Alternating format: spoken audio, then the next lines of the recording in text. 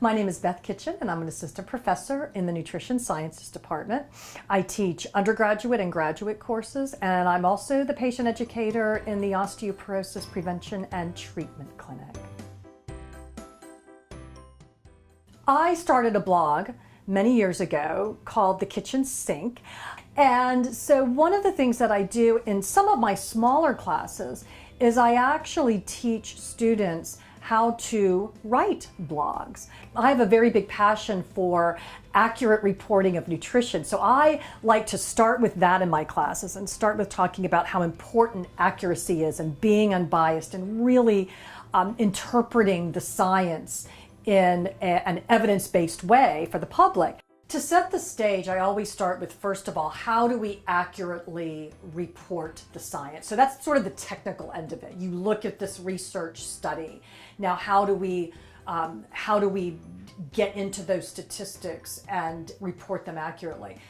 That's usually the easier part for the students. The hardest part for the students is writing in a way that is engaging and understandable for the public. If you can communicate a really complex idea to a non-scientist or someone who that is not their field of expertise, then that shows that you really get it. The underlying skills that I really want them to develop are really communication skills. It all goes back to communicating, whether it's writing, whether it's speaking, because I work so much with the public and with patients.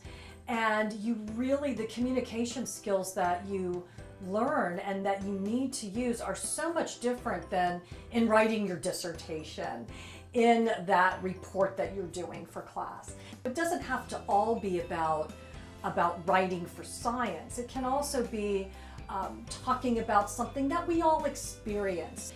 Frustration with reading labels, for instance, or frustration with developing a healthy habit. Sometimes that can be the voice that someone develops. You know, here I am, I'm a health professional.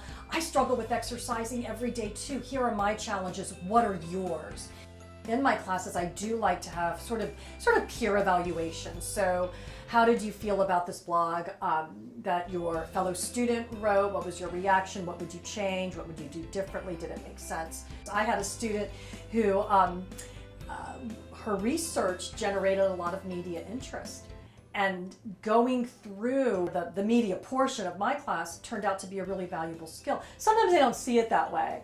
They're like, oh, why do we have to do this? And probably the thing that is most rewarding for me is when I see a student a year or two later and they go, oh, I'm so glad you did that. I didn't want to do it at the time. I kind of hated it, but now I'm glad you made us go through that. And that's very rewarding for me.